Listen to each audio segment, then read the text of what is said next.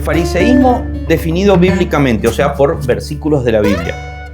Habíamos utilizado en los estudios anteriores como principal definición de fariseísmo lo que la Biblia dice en Lucas 18:9, en donde dice: a unos que confiaban en sí mismos como justos y menospreciaban a los otros. Entonces ahí tenemos que es la definición más clara de la Biblia sobre el fariseísmo. Personas que confían en sí mismos para ser justas y menosprecian a los otros. Romanos 10:3 tiene una definición similar. Está hablando Pablo acerca de los judíos como nación, pero un poco representados en los líderes judíos, digamos. Y dice, ignorando la justicia de Dios y procurando establecer la suya propia, no se han sujetado a la ley de Dios. Por eso siempre decimos que en una hermenéutica sana es la Biblia la que interpreta la Biblia. Cuando nosotros estamos frente a un versículo y queremos saber qué significa ese versículo, es muy fácil saber qué significa un versículo. Te tenés que leer el resto de la Biblia y ver lo que el resto de la Biblia dice sobre ese versículo. Y no lo estoy diciendo en chiste, es así. Hay que conocer toda la Biblia para saber lo que significa un versículo. Entonces, en Lucas 18:9 dice: a unos que confiaban en sí mismos como justos y menospreciaban a los otros. Romanos 10:3 dice: ignorando la justicia de Dios, estos que confiaban en sí mismos como justos y procurando establecer la suya propia, no se han sujetado a la justicia de Dios. Entendamos la justicia de Dios como el estándar moral de Dios, o lo que Dios acepta como santo, como justo, como perfecto. Entonces, el único justo es Cristo. Él es el justo. Entonces, la palabra justicia, como nosotros la usamos usualmente con otra definición, ¿viste? Que se haga justicia. No es justo que a mí me diste 2 caramelitos y a mi hermanito le diste uno solo. Nosotros la usamos con ese significado. Pero en la Biblia, cuando habla de justicia, nosotros pensemos en Jesús. Eso es una definición de justicia que le sirve a todo el mundo. Pero pensemos nosotros en Jesús. Eso es algo que cualquier persona, independientemente de su nivel académico, lo puede entender. Entonces dice: a unos que confiaban en sí mismos como si ellos tuvieran la justicia de Jesús. Como si pudieran alcanzar el estado, el estatus, la forma de ser de Jesús. Y menospreciaban a los otros. Romanos 10:3, ignorando la justicia de Dios, o sea, ignorando a Jesús, el estándar moral de Jesús, y procurando establecer su propia justicia, ignorando a Jesús. Filipenses 3:9 dice, Pablo está hablando de él mismo y dice: y ser hallado en él, yo, Pablo, ser hallado en él, no teniendo mi propia justicia. No teniendo mi propia justicia. Ahí Pablo está diciendo: yo no valoro lo que yo mismo puedo alcanzar como un parecido de Jesús. ¿Por qué? Porque dice: y ser hallado en él no teniendo mi propia justicia, que es por la ley. O sea, mi propia justicia, ¿cuál sería? El esfuerzo que yo haga para obedecer la ley. Eso sería lo que yo podría lograr como justicia mía. Dice: bueno, yo quiero ser encontrado en Jesús, estar en Cristo, pero no por mi propia justicia, que sería por la ley, sino por la justicia que es por la fe de Cristo. Hermanos, si ustedes quieren buscar los pasajes, búsquenlo.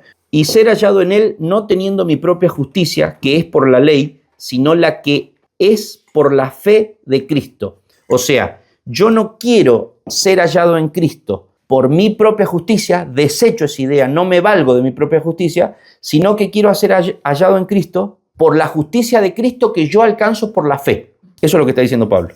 Apocalipsis 3:17 dice: porque tú dices, yo soy rico. Es Jesús escribiéndole una carta a una de las 7 iglesias y le dice: porque ustedes dicen, yo soy rico y me he enriquecido y de ninguna cosa tengo necesidad, y no sabes que tú eres un desventurado, miserable, pobre, ciego y desnudo. Yo no querría recibir una carta de Jesús en la que Jesús me diga, porque esta carta la recibió una iglesia de parte de Jesús, ¿no? Entonces se junta la iglesia en su reunión y dice: vengan que nos llegó una carta de Jesús, vamos a leerla. Y Jesús le dice: porque ustedes dicen, somos ricos y nos hemos enriquecido y de ninguna cosa tenemos necesidad, y no saben que son desventurados, miserables, pobres, ciegos y desnudos. Porque el fariseo es el que dice: yo tengo mi propia justicia.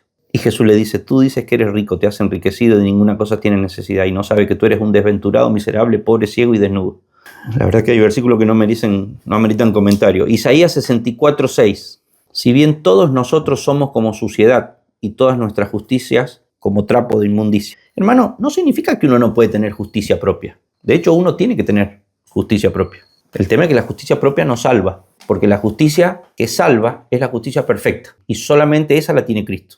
Ahora, después que vos sos salvo, vos tenés que procurar la justicia de Cristo como modelo a seguir. De hecho, vos tenés la naturaleza de Cristo en vos. Entonces, en la medida que por la llenura del Espíritu Santo, por el uso de los medios de gracia, vos vas haciendo morir lo terrenal en vosotros, la justicia de Cristo se va poniendo de manifiesto en vos. Pero eso es toda una consecuencia de la salvación. Nosotros acá no estamos hablando de la santificación, que es la consecuencia de la salvación. Estamos hablando de la justificación, que es lo que precede a la santificación. O sea, cómo llega uno a ser salvo. Y eso es por la justicia de Cristo. Entonces, cuando hablamos de la justicia, o sea, el ser como Jesús, el estándar moral de Cristo, la mentalidad de Cristo, no estamos diciendo una mala palabra. La mala palabra no es la justicia personal. La mala palabra es el lugar en donde ubicamos la justicia personal. La justicia personal es la consecuencia de la salvación y no la causa. Mientras tengamos en claro eso, porque si no, corremos el riesgo de caer en una mala interpretación de la justicia propia y pensar que la justicia propia no es algo deseable o es algo malo en sí mismo. Entonces decimos, bueno, nunca tengo que buscar la justicia propia y eso sería no bíblico, digamos. La justicia propia es no deseable en el deseo de ser salvo, en el intento de ser salvo. El que quiere ser salvo tiene que invocar el nombre del Señor. Pero después, si es salvo, tiene que buscar la justicia propia. Proverbios 16:5 dice: abominación es a Jehová todo altivo de corazón, ciertamente no quedará impune. Claro, porque a unos que confiaban en sí mismos como justos, eso sería altivez. Por eso a mí me gusta mucho ese versículo que dice que las armas de nuestra milicia no son carnales, sino poderosas en Cristo para derribar toda altivez. Y claro, ¿por qué me gusta ese versículo? Porque a mí históricamente me enseñaron ese versículo como que se refería a la gente, por ejemplo, a los escépticos, a los ateos, ¿sí? Y en realidad, obviamente que se aplica a los que están en contra de Cristo, de Dios, del cristianismo, etcétera, pero no nos olvidemos siempre que nuestro peor enemigo es el de adentro. Primero nosotros mismos somos nuestro peor enemigo. Está el enemigo más cercano que nosotros tenemos es el que tenemos adentro. Y después los que tenemos cerquita, ¿sí? Que en este caso serían, fíjense, en todo el pasaje que estamos estudiando, que es Mateo capítulo 3, los principales enemigos de Jesús, los principales enemigos en este caso de Juan el Bautista, los que lo fueron a buscar, los que lo quisieron hacer caer, eran los de adentro. En este caso los líderes religiosos. Entonces, el versículo que dice derribando toda altivez tiene que ver con cualquier persona que se le pare de manos a Cristo. Con cualquier persona, viste que Juan 8 dice, si no creen que yo soy, y ahí utiliza el yo soy de Moisés en la zarza ardiente cuando le dijo, ¿vos quién soy? Y Dios le dijo, yo soy el que soy. Y los 7 yo soy del Evangelio de Juan. Es la identidad de Jesús. Jesús le dice, si ustedes no creen en mi identidad, bueno, ¿cuál es la identidad de Jesús? La identidad de Jesús es el Evangelio, que Él es el Hijo de Dios que vino al mundo a morir en nuestro lugar. ¿Por qué? Porque la justicia de Él es la única que puede satisfacer y aplacar la ira de Dios. Esa es la identidad de Jesús. Entonces, si no creen eso, son altivos. Entonces, las armas de nuestra milicia no son carnales, sino poderosas. ¿Para qué? Para derribar esa altivez, que es cualquiera que no crea en la identidad de Cristo. Los de adentro, los de afuera, los más cercanos, los más lejanos. Bien, continuemos. Salmos 34:18 dice, cercano está Jehová a los quebrantados de corazón y salva a los contritos de espíritu. Entonces, el Proverbio 16:5 anterior decía, abominaciones a Jehová todo altivo de corazón, ciertamente no quedará impune. Básicamente lo que dice es que los altivos se van al infierno. Los que no aceptan la identidad de Jesús se van al infierno. Y el Salmo 34:18 dice lo mismo, pero del lado positivo. Cercano está Jehová a los quebrantados de corazón, lo cual sería lo contrario a los altivos, porque el quebrantado de corazón no es uno que confía en sí mismo para ser justo, sino que justamente está quebrantado, no confía en sí mismo, y salva a los contritos de espíritu. Mateo 5:3 aclara qué es lo que es un quebrantado de corazón, qué es lo que es un contrito de espíritu, porque dice, bienaventurados los pobres en espíritu, porque de ellos es el reino de los cielos. Los pobres en espíritu son las personas que tienen una conciencia, tienen un conocimiento y una aceptación de que espiritualmente están muertos y que no tienen en sí mismo la posibilidad de alcanzar la salvación.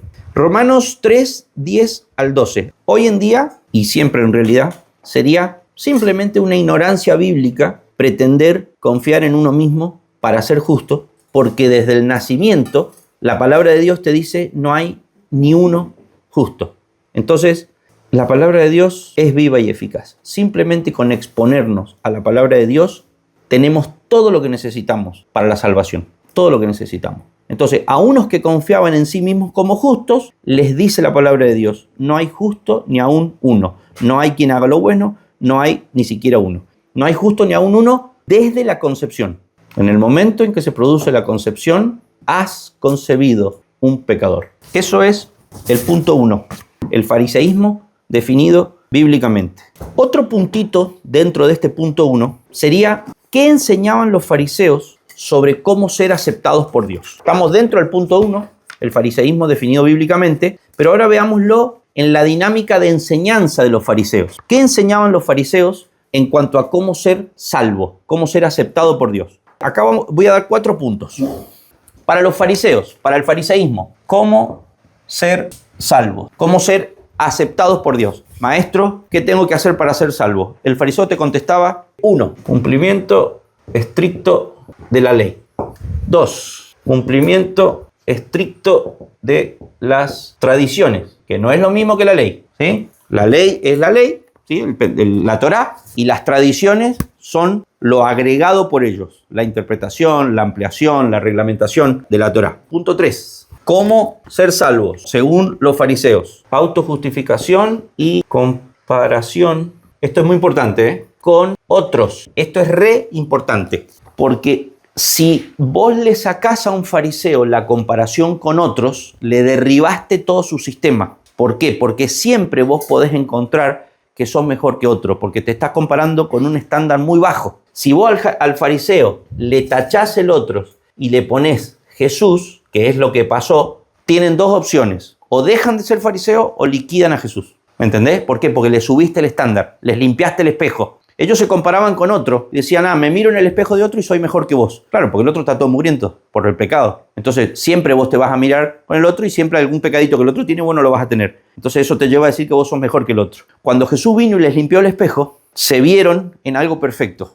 Entonces se vieron tal cual eran. Y eso no les gustó. O se convertían, como probablemente Nicodemo, José de Arimatea, etc., o rompían el espejo. Entonces agarraron 3 clavos y rompieron el espejo. Una vez yo expliqué que supongamos que esto representara lo que es el pecado, ¿sí? Entonces yo vengo y digo: bueno, para no ser pecador no tengo que encajar acá, porque esto es el pecado. Pero es muy difícil, porque es muy grande el pecado y cada vez que me limpio un poquitito siempre me queda otra parte de pecado. Entonces, ¿qué hago? Agarro y achico mi definición de pecado y hago una definición de pecado más chiquitita. Entonces, todo esto lo puedo seguir teniendo porque ya no está más dentro de mi definición de pecado. Mi pecado abarca esto. Solamente mi definición de pecado es solo esto. ¿Y esto qué es lo que es? Son justo los pecados que yo no tengo. Y todo lo que sí tengo, los dejé como que no eran pecados. Por eso la diferencia, y esto es otra definición que habíamos dado, la diferencia entre un fariseo y uno que no es fariseo es que el fariseo actúa no en base a conocimiento de Dios, conocimiento de Cristo. O sea, no se mira al espejo, no quiere conocer a Jesús, porque ese sería el parámetro. Él actúa en base a criterio personal. En base a criterio personal. Él dice: el pecado, ¿qué es lo que es? Yo tengo mi criterio de qué es lo que es pecado, ¿sí? Arrastrar espigas de trigo el 7º día de la semana es pecado. Pero no tener misericordia de las personas, eso no es pecado. O sea, dejar a mis padres abandonados en la vejez no es pecado porque yo di todos mis bienes como ofrenda a la causa divina. Entonces, tiene su propio criterio. Porque si usa el criterio de Dios, se le agranda el concepto de pecado. Y ahí ya le afecta a él. Por eso, ¿cómo se enfrenta el fariseísmo? Se lo expone a Cristo, lo pone frente al espejo. Y Cristo hoy está en su palabra. Bien, continuemos. El 4º punto que un fariseo te va a decir sobre cómo ser salvos es descendencia de Abraham. Esto, hermano, les puedo asegurar que este es el punto más usado hoy en día. El traspaso familiar, la herencia, soy cristiano de nacimiento, siempre fui a la iglesia y me comporté como un... O sea, la descendencia de Abraham, actualizada al día de hoy, es: yo pertenezco al pueblo, Mis padres cruzaron el Mar Rojo, ¿sí? O sea, básicamente mis padres fueron en la iglesia toda la vida. Yo fui en la misma dirección y el mismo camino de mis padres. ¿Qué le responde Jesús a un fariseo que dice: para ser salvo tenés que cumplir estrictamente la ley, para ser salvo tenés que cumplir estrictamente las tradiciones? Dentro de las tradiciones hay como 3 tradiciones a destacar. Uno son los lavamientos. Lavamiento significa lavarse con agua, ¿sí? Pero tenían todo un lío para los lavamientos. Era más difícil, te la pasaba pasándote por agua durante el día y tenía que ver Marcos 7, 3, 4. Otro tema de las tradiciones judías es el tema del sábado, el día de descanso. Bueno, ahí hay un montón de ejemplos. Si se te cae el animal de trabajo, la bestia de trabajo en un pozo, ¿qué haces? ¿La dejás que se muera y el lunes no tenés con qué laburar? ¿O la sacás del pozo el día de reposo,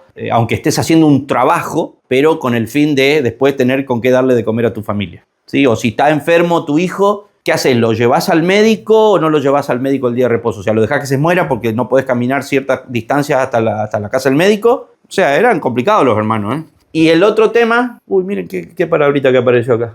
¿Sí? Palabrita sensible, Mateo 23:23. Bien.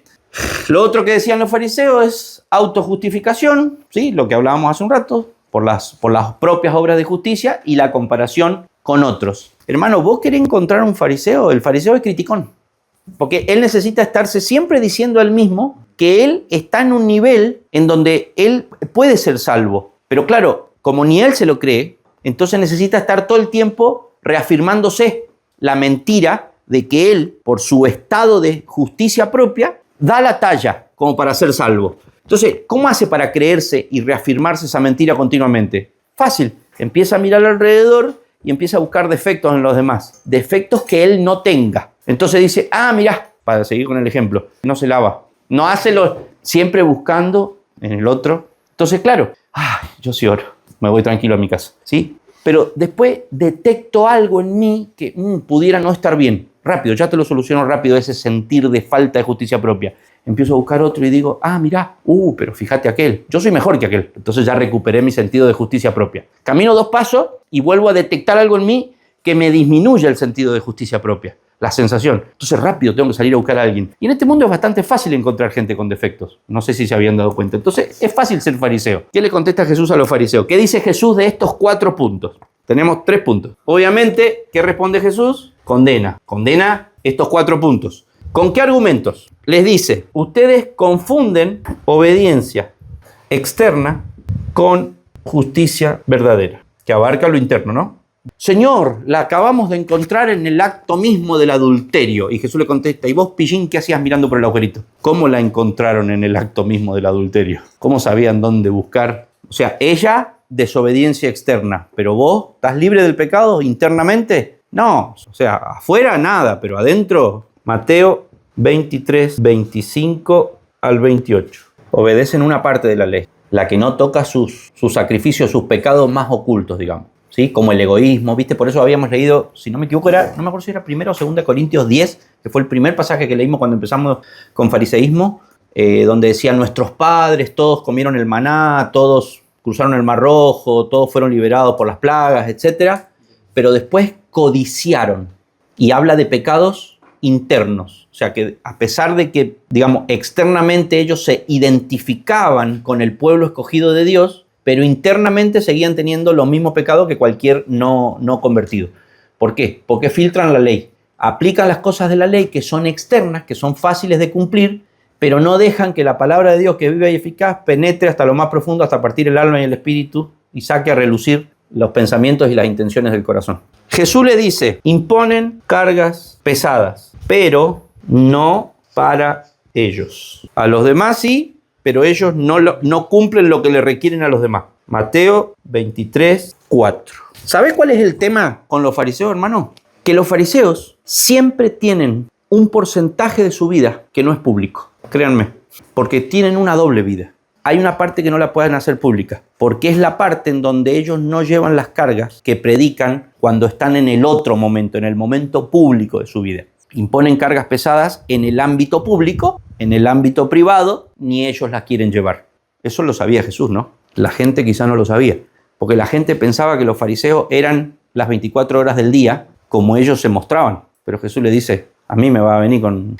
Tercer punto que les responde Jesús, no entran al cielo, al reino, les dice Jesús. No dejan entrar a otros. En Mateo 23, 13. Los fariseos crían fariseos. Ser fariseo es fácil. La gente se convierte en fariseo porque esa es la tendencia de la naturaleza humana. Apenas Adán y Eva cayeron en pecado, ¿qué es lo siguiente que hicieron? Se cubrieron con hojas, ¿no es cierto? Las propias obras de justicia para tapar lo que eran delante de Dios. La tendencia humana es siempre el buscar justificarse delante de Dios. ¿Y cuál es la definición de fariseo? A unos que confiaban en sí mismos como justos. Por ejemplo, Adán y Eva dijeron, si yo me tapo, está todo bien. Y Jesús le dijo, no, mi amor, hojitas no. Las hojitas tuyas no te tapan tu pecado. Vos necesitas sangre. Entonces, mató animal. Ya adelantando que es la sangre lo que va a cubrir tus pecados, no tus propias hojitas, no tus propias obras de justicia. El fariseo no le sirve criar, si de repente yo soy fariseo y tengo un discípulo que me habla de las obras de Cristo, me está empezando a limpiar el espejo y me está empezando a exponer a un Cristo al que yo no llego. Entonces, ¿cómo se comporta el fariseo? De manera legalista. Para ser salvo, tenés que pasar por una serie de cumplimientos legales. Él es bastante bueno en eso, aunque en el ámbito público. Toda la gente que está debajo de él siempre tiene que estar un nivel más abajo para que él pueda verse en los errores de los demás y sentirse aliviado en su autojustificación.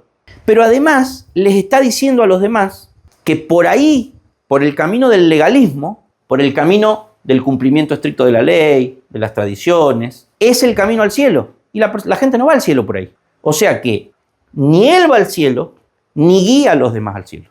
¿Se dan cuenta lo grave que es el fariseísmo? El punto 2 es fariseísmo presente en la evangelización actual. Pretendo mostrar cómo el fariseísmo, hoy, que no se llama fariseísmo, pero está no de manera reminiscente. Reminiscente sería un residuo, ¿sí? Un poquito del fariseísmo, sino cómo está de manera completa. En la evangelización, primero necesito hacer el siguiente paréntesis o la siguiente aclaración. La teología católica romana, en el apartado de soteriología, cómo ser salvo, no es bíblica. Por lo tanto, cualquiera que para ser salvo se valga de la explicación soteriológica de la Iglesia Católica Romana, no va a ser salvo. Porque la teología católica romana es abiertamente antibíblica en la soteriología, en la salvación. La teología protestante, pero de corte arminiano, tiene una soteriología que en los papeles sí es bíblica hasta los cánones de Dort. Ya en los cánones de Dort, la soteriología protestante, pero de corte arminiana, se aparta de lo que es la reforma de la línea inicial, porque no suscribe los cánones de Dort, suscribe solamente lo que pasó antes de los cánones de Dort. Entonces, yo quiero demostrar en este punto que el fariseísmo forma parte académica, teórica, en cómo evangelizan los católicos romanos y cómo evangelizan los protestantes arminianos.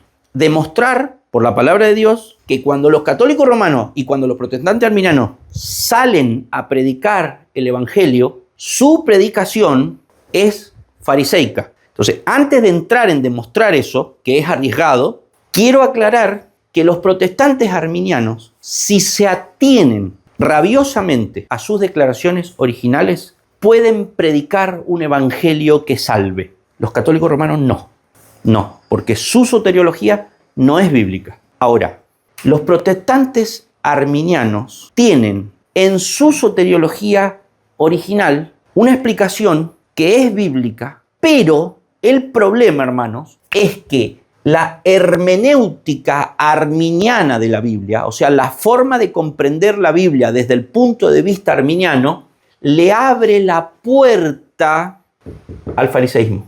La hermenéutica arminiana de la Biblia originalmente no es fariseica, pero le deja la puerta abierta. ¿Se entiende? La hermenéutica bíblica de la soteriología, o sea, interpretar la Biblia según la Biblia misma para sacar una doctrina de cómo ser salvo, nos lleva a una doctrina que no le hace lugar al fariseísmo, a la salvación por propias obras de justicia.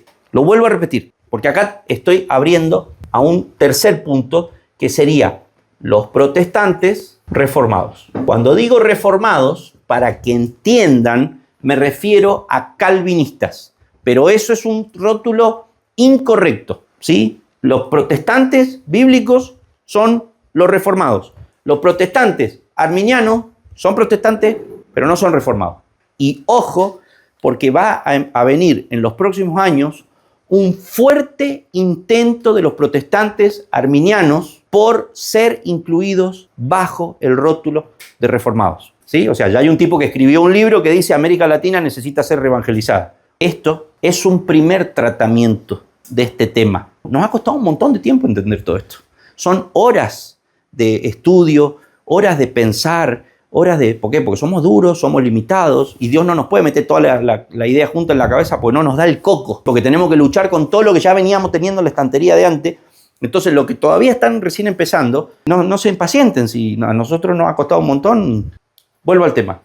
Cuando yo digo soteriología, es la doctrina de la salvación. ¿Cómo ser salvos? Los católicos romanos tienen una doctrina de la salvación que no es bíblica, ¿sí? O sea, ellos para ser salvos utilizan a Jesús, a María, al Papa, a los curas, a los santos y a las propias obras de que cada uno hace, y si pongo más, pongo menos, si hago una buena obra también sirve. ¿Por qué no es bíblica? Y lo digo con seriedad, y si hay algún católico escuchándome, no le estoy faltando el respeto, pero estoy diciendo lo que yo entiendo que la Biblia dice sobre la doctrina soteriológica del catolicismo. Es solo por Cristo.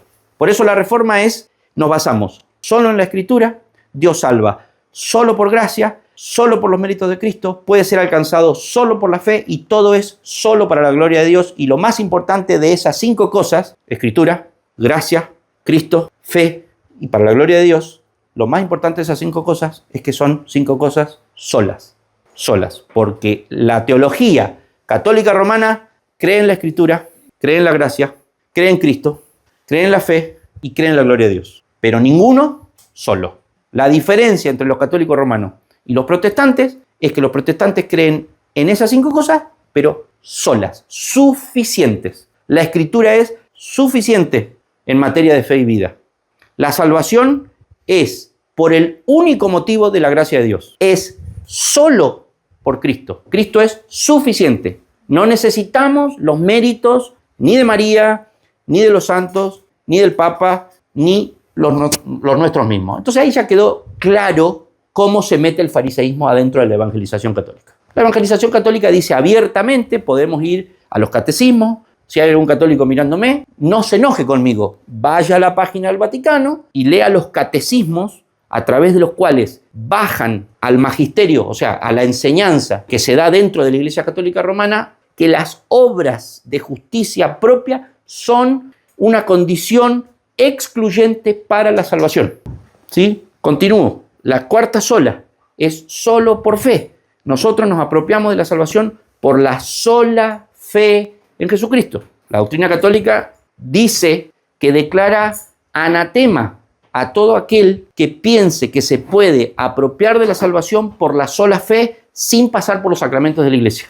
Dice así, se le preguntó si la Iglesia Católica sostenía, apoyaba el hecho de que una persona pudiera ser salva sin pasar por los 7 sacramentos de la Iglesia Católica. Y la Iglesia Católica contestó, y eso está documentado, por eso no se enojen conmigo, vayan a la página del Vaticano y léanlo. Yo lo hice, porque no vengo acá a decir, no tengo nada en contra de los católicos romanos, solo pienso que están equivocados en su teoría, y eso obviamente los lleva a una religión que no es bíblica, ¿sí? Se lo digo con todo el amor y con todo el respeto del mundo.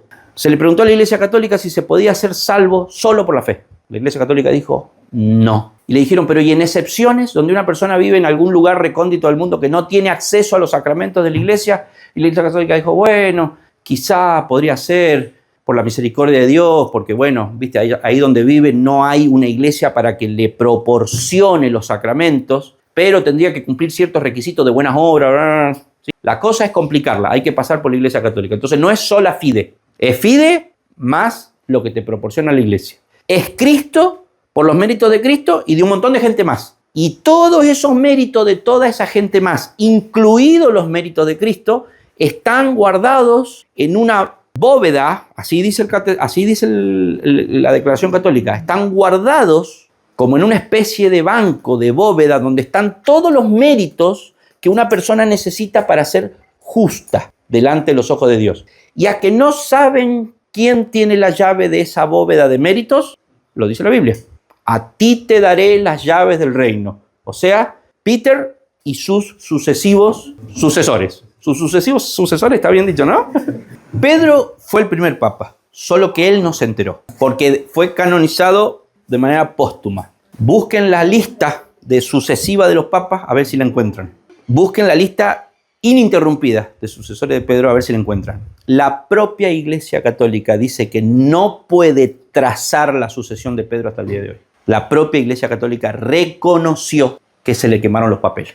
Ahora, es fácil demostrar que en la evangelización de la Iglesia Católica hay fariseísmo, ¿sí? Ese era mi punto fácil. En donde yo me meto en problemas es acá. Porque esto lo han dicho muchos. Esto se está empezando a decir. Es más, yo diría que aparte de América Latina Despierta de Miguel Núñez, Enseñanzas que transformaron el mundo de Miguel Núñez, y algo que ha dicho Sugel, decir que los protestantes de corte arminiano, los evangélicos de América Latina, estamos hablando de la iglesia evangélica latinoamericana completita, 99%. Incluso la gente sana, con buenas intenciones, cristiano verdadero, pero con una comprensión soteriológica de corte arminiano. Cuando yo pongo protestantes arminianos, no estoy hablando de los chantas del declare y obtenga. No estoy hablando de eso. Eso no llega ni a protestante ni a arminiano. Esos son falsos maestros que van por la casa de las viudas viendo a ver cómo la pueden pasar de bien. Así los describe la Biblia. No me interesa hablar de eso, porque esos son fáciles de detectar. Estoy hablando de hermanos en Cristo. Estoy hablando de gente salva, de gente que cree en el Evangelio solo desde la Escritura, solo por la gracia de Dios, solo por los méritos de Cristo, solo a través de la fe y enteramente para la gloria de Dios. Cree en los papeles, en ese Evangelio. ¿Por qué digo en los papeles? Porque cree que esa noche va a dormir bien, pero no le pone llave a la puerta. ¿Se entiende? Cierran la puerta, se van a dormir y dicen, adentro de mi casa somos reformados, pero dejamos la puerta abierta. Si alguno quiere venir y entrar al cristianismo con alguna cosita no reformada, corriendo la palabra sola un poquito para el costado y diciendo, bueno, es solo por la fe, pero la fe es una decisión mía. Eso se llama decisionismo. Soy salvo por mi propia decisión. Entonces ya no es por una fe que es don de Dios, Efesios capítulo 2, 8 al 10, sino que yo tengo que hacer algo. No, pero hermano, yo soy protestante, yo soy arminiano y yo sé que la fe es un don de Dios. Por lo tanto, no me pongo el poncho de lo que vos estás diciendo. Bueno, perfecto. Muy bien, te felicito y gracias a Dios. Ahora te hago otra pregunta. ¿La salvación se pierde para vos? Ah, sí. Sí, porque si yo sostengo que la salvación no se pierde, entonces le abro la puerta al antinomianismo. O sea, hagamos cualquier cosa, total, la salvación la tenemos asegurada. O sea, entonces yo te pregunto, entonces, si vos te vas a ir al cielo, más allá de que inicialmente la salvación te la dio Dios, pero en definitiva vos te vas a ir al cielo porque vos la supiste mantener. Y sí, te dicen, no, me voy al cielo porque Dios me dio la salvación. Ah, bueno, entonces, si Dios te la dio, no la puedes perder. No, sí la puedo perder. Entonces te vas al cielo porque la resguardás y no la perdés. No, me voy al cielo porque Dios me la dio. ¿Pero cómo? Te estás contradiciendo. Si me decís que vos tenés la posibilidad de perder tu salvación, es otra forma de decirme que sos vos el que la resguarda, por lo tanto tu salvación es por la obra tuya de resguardar tu salvación. Repito, me estás diciendo que tu salvación es gracias a que vos hiciste la obra de resguardar tu salvación. Dios te da la salvación, pero no te la asegura. El que la asegura sos vos. Sí, entonces la salvación es por obra. Ahí tenés el fariseísmo metido dentro del arminianismo. Porque el arminianismo básicamente, ¿qué es lo que es? Es una mala interpretación del libre albedrío. El arminianismo dice, yo soy libre de escoger agarrar la salvación o de escoger soltar la salvación. Y omite la parte de la que el libre albedrío está enteramente esclavizado al pecado. Piensa que hay una parte del libre albedrío que no está esclavizada al pecado, de donde la propia persona es dueña de hacer lo que quiera. Y esa parte que la persona tiene en su poder de su libre albedrío es la que la persona usa para apropiarse de la salvación y para soltar la salvación cuando no la resguarda y la pierde.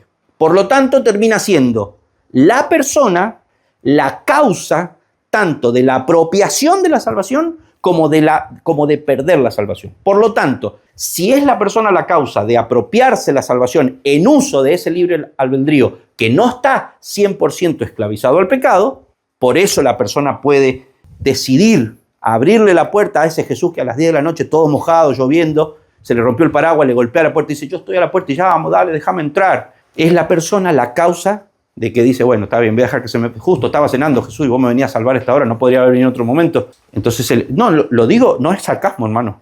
Es lo que se predica. Es lo que se predica. O sea, si yo estoy siendo sarcástico, entonces todos los que predican esto están siendo sarcásticos. Yo estoy repitiendo simplemente lo que escuché predicar toda mi vida en la iglesia donde yo fui. ¿Sí? Dejemos de ser condescendientes con todo el mundo, ¿me entendés? Porque cuando tienen que predicar una doctrina no bíblica, nadie es condescendiente. O sea, yo toda la vida fui a iglesia donde, y perdonen que me exaspero un poco, pero es que me hierve la sangre, o para decirlo en palabras bíblicas, siento celo por la palabra de Dios, porque toda la vida fue una iglesia en donde cuando hacían el llamado decían, Jesucristo está a la puerta y te está llamando, ¿qué vas a hacer? ¿Lo vas a dejar entrar o no? No, hermano, el pobre infeliz al que vos le estás predicando tiene su libre albedrío esclavizado al pecado. No le prediqué una salvación por obra porque el pobrecito no puede. O sea, predicáselo, pero decile que está en pecado, decile que sus pecados no tienen remedio, que clame, que se tire al piso y clame, como el publicano, porque Dios sea propicio a él. No le digas que emule una decisión, porque estás apelando a lo mismo que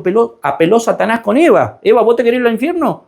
No. Más vale que va a decir que no y va a pasar al frente. Eva, mirá qué lindo el fruto. ¿No lo querés comer? ¿No querés un premio? Sí, más vale. Todos quieren un premio porque todos son egoístas. No llames a la gente a la salvación apelando a sus bajos instintos egoístas para que obtengan un trofeo más en todos los trofeos que quieren obtener por su propia naturaleza egoísta. Pues llamar al evangelio es llamar a la gente a morir, no a mejorar su vida. Es a desechar su vida. Entonces llamarlo así. No, mirá. Vos estás cenando, seguí con tu cena, seguí con tu vida, pero a eso agregale a Cristo para que todavía te vaya mejor. Entonces toda la vida nos han predicado así. Listo, se acabó, hermano. Se acabó. Lo vamos a decir como es. El arminianismo le abrió la puerta al fariseísmo y el fariseísmo entró.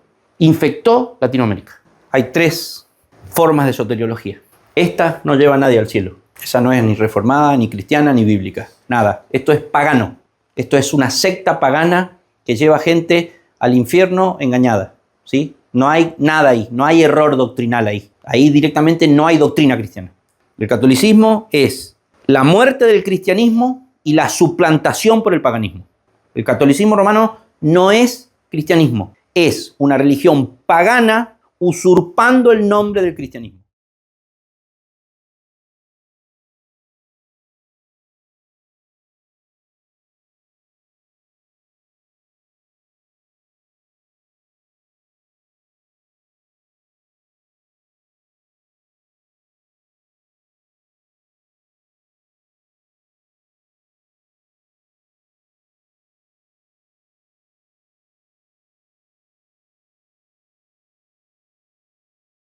El catolicismo no es cristianismo, es paganismo. El catolicismo es una afrenta contra Jesucristo.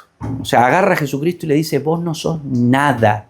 Nosotros, con 2 chelines resonando en el fondo de una lata, nos las tenemos que rebuscar para completar tu obra de mala calidad para que la gente sea salva. Eso es lo que le dice el catolicismo romano a Jesucristo.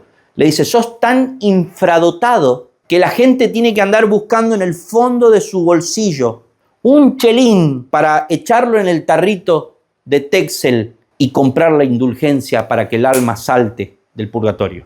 Así de suficiente es Jesucristo para la Iglesia Católica. Inventan todo tipo de cosas para opacar la imagen de Cristo. Se dedican activa y dinámicamente a ensuciar la imagen de Jesucristo, inventando todo tipo de cosas para hacer insuficiente la obra de Jesucristo, como méritos de otras personas, como prohibiéndole a la gente que lea la Biblia, matando gente que traduce la Biblia, que quiere hacer la Biblia accesible a los demás, no quieren la palabra de Dios, no quieren que la palabra de Cristo fluya por el mundo. Son la principal encarnación de la persecución a Cristo.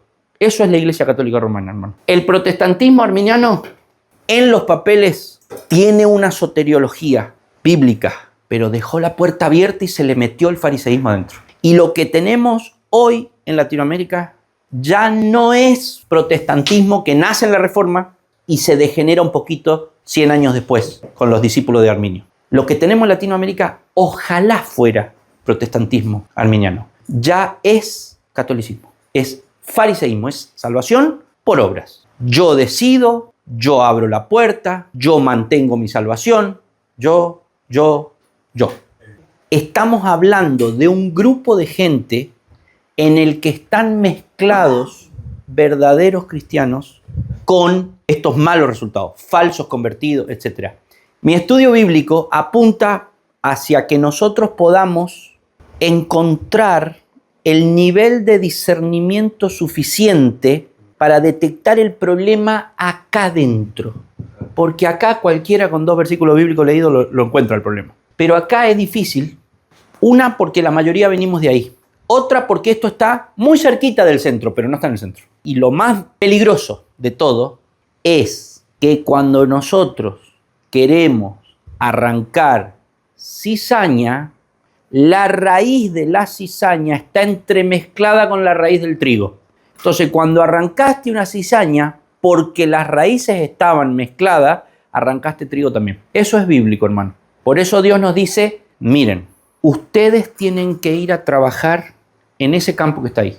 ¿Lo ven? Sí. ¿Qué ven? Trigo y cizaña mezclados. Ahí tienen que ir a trabajar. Y vos decís, Señor, ¿con la cizaña? Y Dios te dice, no, con el trigo. Sí, pero yo veo cizaña. Sí, pero al lado hay trigo. O sea que si me mandás a trabajar con el trigo, tengo que trabajar entre medio de la cizaña porque crecieron los dos juntos. Y vos le decís, Señor, ¿cómo hago? El Señor te dice, aguantátela. Literal, así lo dice la Biblia. Crecen juntos. Y el día del Señor, yo voy a mandar a mis ángeles que se paren. Y Señor, ¿no hay algo que puedo hacer yo mientras tanto? Y Dios te dice, vos no podés separar. Vos lo que podés hacer es achicar los agujeritos del colador para que crezca menos semilla de cizaña. ¿Cómo, Señor? Predicar el evangelio bíblico. Exponé a Cristo en la iglesia. Mostrarles el espejo limpio, cosa que los que son cizaña, vuelen. Pero igual, algunos te van a entrar. ¿Y vos qué tenés que hacer? Vos no puedes separar, porque vos no sos quién. Eso lo hago yo, te dice el Señor. Cuando esta es la forma en la que se evangeliza, estos son los resultados que se obtienen. Pueden poner resultado igual Latinoamérica, y es lo mismo. Y en el evangelio bíblico, la justificación es imputada porque es un término legal. Es como que en el papelito que tiene Dios en el cielo, que dice tu nombre, y abajo tiene 200 millones de pecados anotados, borran esos pecados o encima le pegan un papelito donde tiene todas las obras de Cristo. Entonces te imputan todas las obras de Cristo a vos. En el catolicismo no, te va dando la santidad de a poco a través de, básicamente, de que vos pertenezcas a la Iglesia Católica y digas todo que sí. Entonces la justicia de Cristo te va llegando de a poco. Es una forma de tenerlos agarrados adentro de la Iglesia Católica. Si no estás con nosotros, no se te va infundiendo la justicia de Cristo. Muy conveniente. Siempre la idea es no perder el control sobre la gente. En el arminianismo es lo mismo. ¿Viste? La famosa frase, tenés que venir a la iglesia porque si las brasas se separan, se apagan. ¿Sí? Lo cual, por supuesto, que es bíblico. ¿Entendés? Pero está tergiversado. Es una forma de decir, si no venís a la iglesia, perdés la salvación. O sea que sos salvo básicamente por aceptar a Cristo, ser salvo. O sea, vos sos el que, por eso puse acto voluntario. Vos sos el que aceptás a Cristo. Siempre que nosotros hagamos recaer la salvación sobre un acto de la persona, nosotros podemos manipular a la persona porque siempre la podemos señalar y le podemos decir, no estás haciendo lo que tenés que hacer. No estás haciendo lo que tenés que hacer. Entonces, de esa manera, le llenás la cabeza, que se va a ir al infierno porque no hace lo que tiene que hacer, que se va a ir al infierno porque no hace lo que tiene que hacer. Entonces, la enfrentás a la persona a dos opciones. O se retoba abiertamente o trata de mantenerse cerca tuyo, que sos el que le ayudás a que haga lo que tiene que hacer. Y de esa manera lo fidelizás a tu institución, vos seguís con tu negocio y la persona llena de culpa y de miedo al infierno trata de mantenerse ahí al amparo de la institución que le ayuda a no perder su salvación. En el fondo siempre la idea es controlar a las personas para que hagan lo que yo necesito que hagan. Siempre, siempre. Si ustedes escarban siempre, el objetivo final es tener a la gente controlada. Por eso cuando vos le presentás la doctrina de la gracia, nuestro problema está acá. El arminianismo presenta 5 ideas que son desacreditadas por los reformadores, demostradas como erróneas por los reformadores en los cánones de Dort. Pero el arminianismo de esos días, el original, conserva la suficiente cantidad de acierto bíblico para que una persona pueda ser salva. No así el catolicismo. El problema es que en esas doctrinas que presenta como alternativa, que son erróneas, el problema no es tanto el error de esas doctrinas, sino a lo que esas doctrinas le abren la puerta. Yo lo expliqué recién, lo repito. Esas doctrinas básicamente dicen, algo de la salvación puede pasar por vos, porque tiene una mala interpretación del libre albedrío. El arminianismo dice, si Dios te dio libre albedrío, significa que vos en algo tenés que decidir, en que sea un chiquitito así. Y no entiende que el libre albedrío Dios te lo dio, pero está esclavizado al pecado. Entonces, vos tenés que tomar la decisión en uso de tu libre albedrío para ser salvo. Y ahí terminó el arminianismo. El calvinismo lo que dice es, misma frase, vos tenés que tomar la decisión por Cristo para ser salvo porque has sido regenerado. Si no, nunca la podrías tomar. El arminianismo no dice esa última parte. Entonces, el versículo de la Biblia al que el arminianismo con un escopete de 2 caños le mete 2 tiros en la frente es el versículo que dice la salvación es del Señor. El arminianismo dice la salvación es del Señor y un poquito porque yo hago tal y tal cosa en uso de mi libre albedrío. Entonces ahí agarró una de las olas, la borroneó y se acercó 2 milímetros hacia el catolicismo. Esto que acabo de decir lo dijeron los reformadores. Los reformadores dijeron, esto se acerca mucho al catolicismo. El problema es que eso que le da un poquito, fíjense lo que dice acá, mensaje que glorifica al hombre y no a Dios, porque yo hago un poquitito. Entonces ya ese poquitito que yo hago, entonces eso ya merecería que ya no es toda la gloria para Dios, porque no es que toda la salvación es del Señor, es casi toda. Entonces ya la gloria de Dios no es toda para Dios, es casi toda para Dios, yo con un cachito me conformo. Pues sí, no está tan mal, sí, pero le abriste la puerta. Si nosotros hoy lo resucitáramos a Arminio y le mostráramos la iglesia de hoy, no dura 2 segundos. Por la puerta que abrió el arminianismo, cada vez se va alejando más de la reforma. Pero vamos a suponer que esta es la línea bíblica, ¿no? Acá empieza la reforma. 100 años después de la reforma, Calvino lo que hace es esto. Abre una colectora. Perdón, Arminio. Lo que hace es abrir una colectora. ¿Sabe por qué la dibujé chiquitita? Porque así se vio en ese momento. Ahora, después, esto. Y cada vez más lejos. Y me falta pizarrón. Entonces ahora ya terminamos a 200 kilómetros de la reforma. ¿Sí? ¿Qué queremos hacer nosotros? Queremos volver acá. Por eso el pasaje lema es Jeremías 6:16. Paraos en los caminos y preguntad cuál sea la senda antigua. Y volver a eso. Ahora, eso, hermano, lo tenemos que hacer en esto. Miren, esto que está acá es Latinoamérica. No está acá Latinoamérica, está acá. Ese es mi punto 4. Nosotros tenemos que hacer evangelismo reformado en un continente donde están todas las ramificaciones posibles a las que Arminio, pobrecito que quería hacer simplemente una modificación, le abrió la puerta. Y esas ramificaciones arminianas que se abrieron a lo largo de 4 siglos en América Latina, nosotros se nos metieron en la genética y nosotros no sabemos que las tenemos. Y yo les empecé a hablar de reminiscencias arminianas, porque nosotros los reformados creemos que porque conocimos las doctrinas reformadas, entonces ya manejamos la verdad, pero por la sangre nuestra corre Arminio, en la cabeza nuestra entró la reforma. Pero en la sangre somos todos, o católicos o arminianos, en la sangre. ¿Me entienden a lo que voy? Yo no estoy acusándote, estoy describiendo la historia. Es lo que corre por nuestra sangre. Entonces, ¿qué estoy diciendo? ¿Es una acusación? No, es una advertencia. A tener cuidado, a buscar, estar siempre atento a las reminiscencias. Se puede hacer un gran estudio de en qué devino el arminianismo.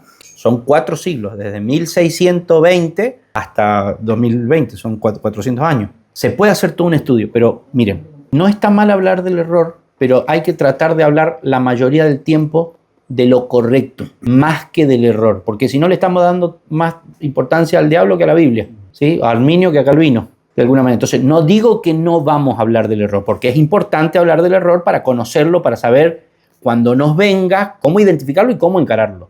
Por eso mi cuarto punto propuesto es relevancia en el contexto que nos toca. O sea, entender este contexto que hemos explicado hoy y saber que en ese contexto es donde nosotros tenemos que llevar adelante nuestra tarea. ¿Por qué? Porque todos los hermanos que nos van a caer acá, ¿qué tienen en la sangre? Repitan después de mí.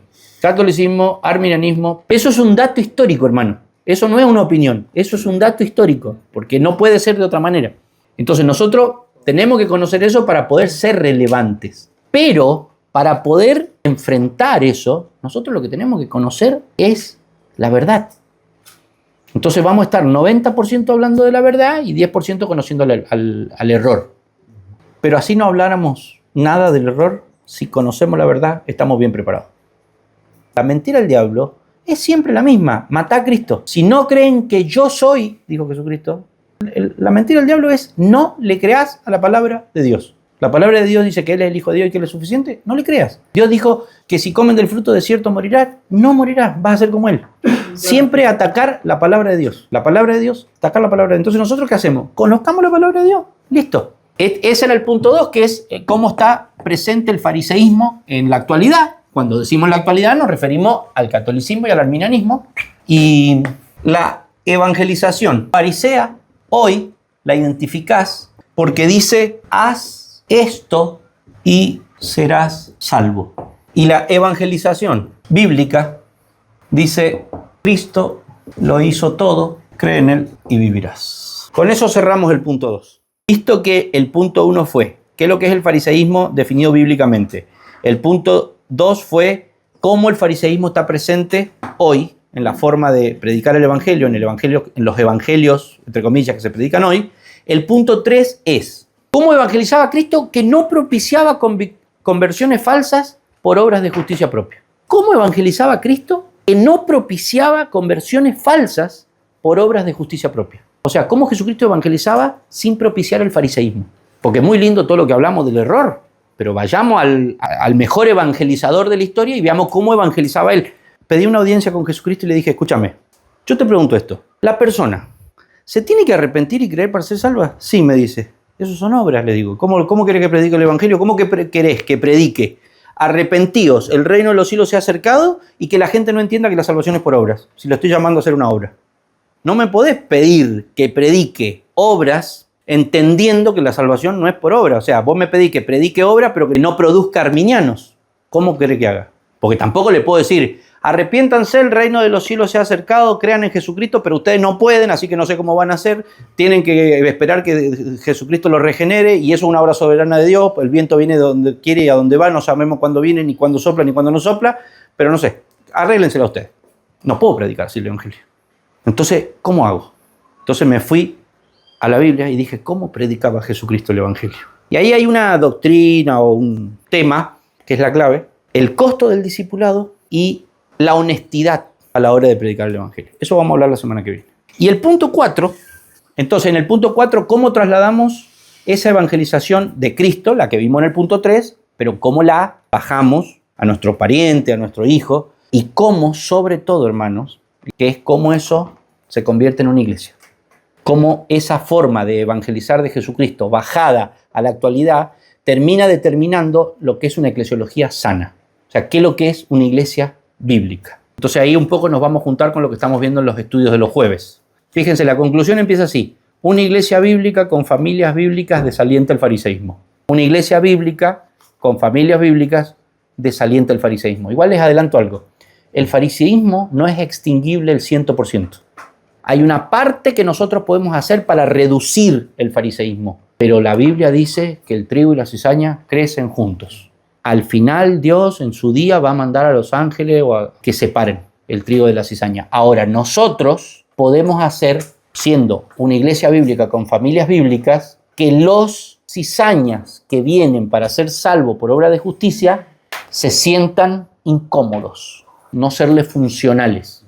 Por eso Arminio lo que hizo fue abrirle la puerta y nosotros le queremos achicar los agujeritos del colador para que no para que no pasen, pero igual algunos van a pasar. ¿Por qué queremos hacer esto?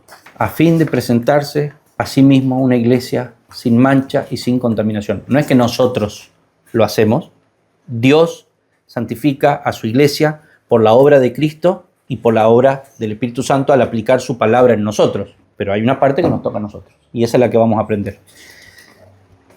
El apéndice 1 es distintivos para nuestra iglesia, los 4 que venimos hablando: alto concepto de Dios, alto concepto de su palabra, iglesia familiar y misión relevante. El otro apéndice es ¿qué es un cristiano no fariseo? Y ahí tenemos nuestra definición de cristiano construida con las 5 solas de la Reforma y los 5 puntos del calvinismo. ¿Se acuerdan? Que lo habíamos copiado la semana pasada.